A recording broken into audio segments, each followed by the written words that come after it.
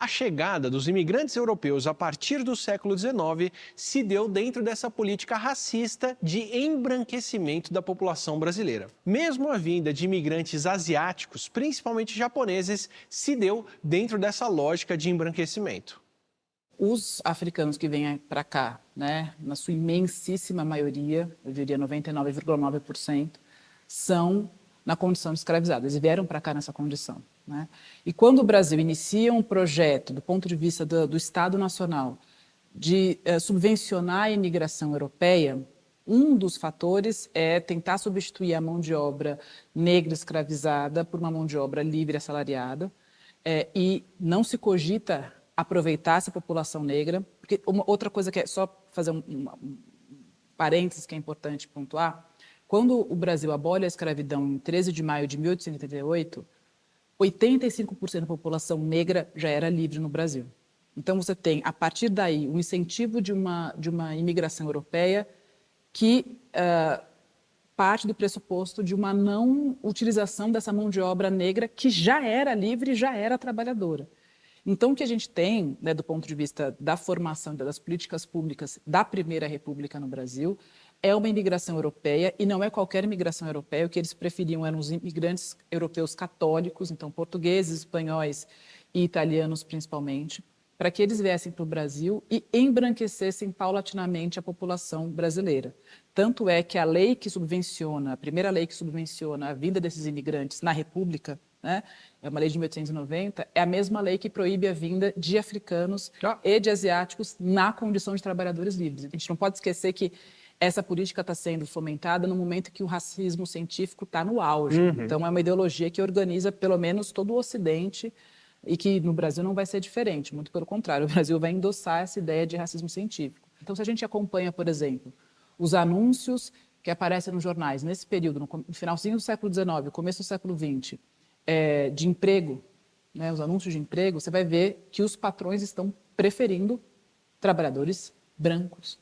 Então, o Brasil, na sua experiência inicial da República, ele propositadamente marginaliza a população negra do acesso ao trabalho assalariado, o acesso facilitado ao trabalho assalariado, do acesso à educação. A gente não tem nenhuma política pública de educação no Brasil durante os primeiros 40 anos da República Brasileira, e isso é proposital, porque o que definia que brasileiro poderia votar na Primeira República? Aquele que era alfabetizado. Então, o que você faz?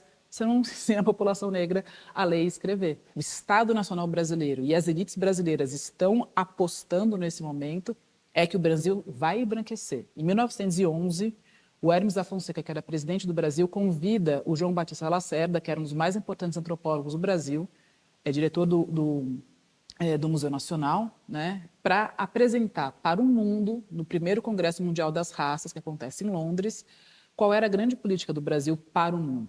E a ideia é que, em se mantendo essa política de imigração subvencionada, em 100 anos o Brasil se transformaria num país com 0% de negros. A ideia é que em 2012 seriam aproximadamente 85% de brancos, 5% de indígenas, 10% do que eles chamavam de mestiços e 0% de negros. Ou seja, a ideia de mistura nada mais é que um projeto de sociedade de homogeneização e negação das identidades étnicas afro-brasileiras e indígenas. Considerando a história e a atualidade do Brasil, que ainda são marcadas por episódios de violência e desigualdades com impactos profundos na nossa sociedade, de que maneira que a gente pode buscar um futuro mais promissor? Quais são os caminhos que nós podemos trilhar em direção à reparação dessas feridas históricas?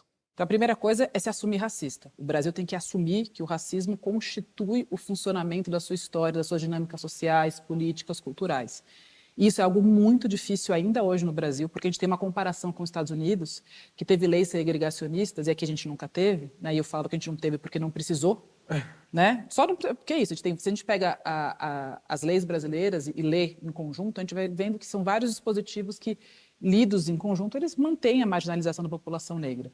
Nos Estados Unidos a história é diferente, mas essa diferença foi muito utilizada para falar, olha, o racismo está lá, não está aqui.